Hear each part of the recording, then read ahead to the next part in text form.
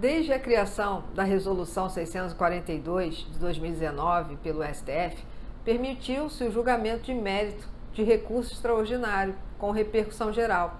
Eu sempre venho explicando isso aqui para vocês. Então, como a tese da revisão da vida toda, o tema 1102, tem repercussão geral, ele pode ser julgado pelo plenário virtual.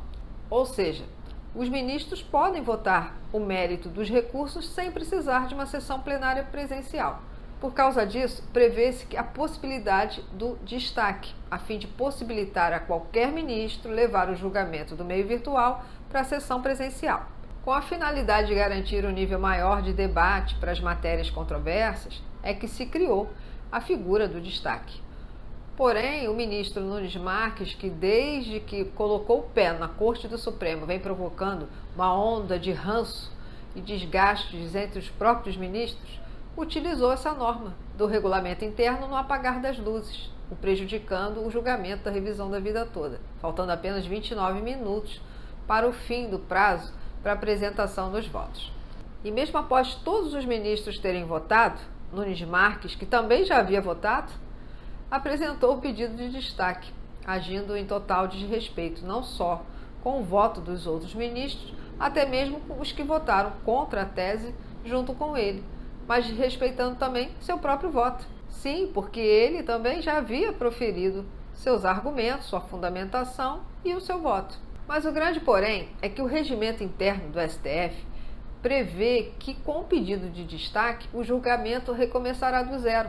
Ou seja, os votos já proferidos não valeriam, incluindo o voto do ministro Marco Aurélio de Mello, que foi o relator da matéria e votou favoravelmente à revisão da vida toda, mas que já se aposentou. Aí vocês sabem também que no lugar do Marco Aurélio de Mello, votaria então o ministro André Mendonça, ex-advogado-geral da União, recentemente indicado pelo presidente Jair Bolsonaro. Portanto, nesse contexto, o STF cancelou o julgamento do plenário virtual e vai reiniciar em sessão presencial. Mas a pergunta que não quer calar: podemos acreditar ainda na revisão da vida toda? Gente, claro que sim. Antes de mais nada, nós precisamos ter em mente que a tendência de voto do André Mendonça é de negar o direito à revisão da vida toda. Isso é certo. Eu digo isso, que é óbvio, porque essa engrenagem toda do mal, como eu costumo dizer, foi para que esse André Mendonça tivesse força e voto nesses assuntos sensíveis, constitucionais. Mas a questão em jogo envolve o interesse dos demais ministros também. Já faz algum tempo que pedido de destaque vem sendo usado de forma totalmente oportuna por alguns ministros, o que gerou debate no STF antes mesmo do caso da revisão da vida toda. De acordo com o ministro Fux, que é o presidente do STF, havendo um pedido de destaque, o julgamento deve ser reiniciado. Porém, a ministra Carmen Lúcia já manifestou algumas vezes que existe a necessidade de se repensar a dinâmica do pedido de destaque à torta e à direito. Na semana passada, inclusive, ela se voltou contra o próprio ministro André Mendonça. Não sei se vocês viram aí nos jornais, no assunto que envolveu a defesa ambiental. Simplesmente depois da maioria dos votos favoráveis no plenário, esse ministro pediu vista do processo e certamente vai paralisar todo o trabalho dos demais ministros e só deve reativar esses assuntos depois da eleição, provavelmente. Eles estão muito preocupados com os gastos, porque querem verba para as próximas eleições. Mas a sugestão da ministra era que o pedido de destaque possuísse um prazo para ser feito, antes dos ministros apresentarem os seus votos. Nesse sentido, também pensa o ministro Alexandre de Moraes, que inclusive propôs um prazo de 48 horas antes do julgamento para esse pedido, sob pena de preclusão. Por causa disso, antes do julgamento da revisão da vida toda se reiniciar, os ministros julgarão uma questão de ordem sobre se o pedido de destaque do Nunes Marques é válido ou não. E eu vou explicar isso aqui ainda nesse vídeo já já. Mas antes, peço a vocês, já que deixe seus comentários, deixe aqui um olá, um tudo bem, um joinha, se inscreva no canal para quem não é inscrito, para fortalecer a nossa comunidade aqui no YouTube. Então, como eu ia explicando a vocês, o que também está em jogo, e a preocupação dos ministros do STF também é por conta disso, é esse uso indiscriminado do pedido de destaque, que será um precedente utilizado toda hora e um problema para o futuro. Isso vai acontecer mais vezes por um ou outro ministro. Então, por esse motivo, eu acredito sim que existe uma grande chance de afastamento do pedido de destaque do Nunes Marques. Vamos entender melhor os próximos acontecimentos com a interferência recente da Ordem dos Advogados do Brasil. Digamos que a cavalaria está chegando. A OAB está fazendo interferências sim sobre esse pedido de destaque do ministro Nunes Marques. Antes tarde do que mais tarde, não é, pessoal? Vocês já sabem que pouco antes do encerramento do plenário virtual do STF, que julgou essa causa da revisão da vida toda, o ministro Nunes Marques apresentou o pedido de destaque. Assim ficou impedida a conclusão da discussão sobre o tema. Nunes Marques apresentou esse pedido de destaque como é previsto lá no artigo 4º dessa resolução que eu falei para vocês no início, 642 de 2019, para levar essa questão do julgamento para o presencial, o que acarreta reiniciar tudo novamente. Em novo julgamento, os ministros poderão apresentar novos votos, sendo possível alterações em relação às decisões que adotaram até aqui. Podem pedir vistas de novo e assim manter tudo suspenso.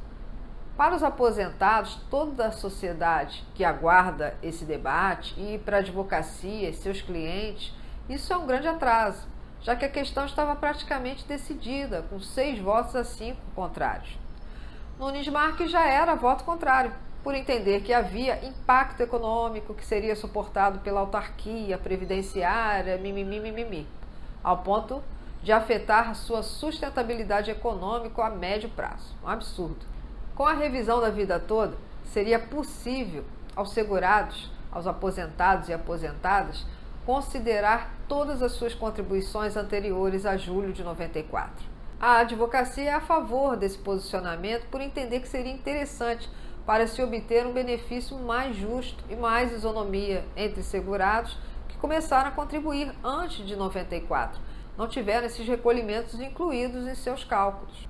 Como essa matéria se tornou uma questão de justiça e de total interesse da população e da advocacia previdenciária, mas está suspensa por pedido de destaque do ministro Nunes Marques, principalmente depois que o STF já havia formado a maioria a favor da revisão da vida toda, a seccional do Distrito Federal da Ordem dos Advogados do Brasil, juntamente com a Comissão de Direitos Previdenciários e Seguridade Social, encaminhou ofício ao presidente do Conselho Federal, da OAB, pedindo peticionamento de questão de ordem urgente a ser protocolizado quanto ao tema 1102 do STF, que discute a revisão da vida toda. O intuito é evitar que o tema saia da pauta do STF indefinidamente. E esse ofício que foi encaminhado juntamente com as outras defesas, as outras petições do Amicus Curiae, do IEPREV, que eu sempre venho comentando aqui, que ainda não assistiu esses vídeos recentes aqui do canal, dê uma olhadinha na playlist que eu vou deixar no final, para que vocês acompanhem tudo que está acontecendo, que é de interesse de todos, principalmente dos aposentados desse Brasil, né? Então eu peguei esse ofício, esse documento, e separei alguns trechos curtinhos que eu vou ler para vocês agora, para que vocês fiquem cientes e a classe da OAB está agindo, está interferindo em favor de todos vocês aposentados. Vamos lá. Parece arbitrariedade a postura tomada pelo ministro que liderou a divergência na matéria. Ocorre que, tendo já proferido o voto, poderia utilizar o seu prazo regulamentar para eventualmente alterá-lo, já que tal medida tão só se mostra lógica em momento de debate que antecede a publicação do voto propriamente dito. Assim, se o ministro Nunes Marques se sentiu seguro a ponto de apontar voto em ambiente virtual, estaria preclusa a sua possibilidade de requerer a abertura de destaque em momento ulterior. Trata-se de típica hipótese de preclusão consumativa.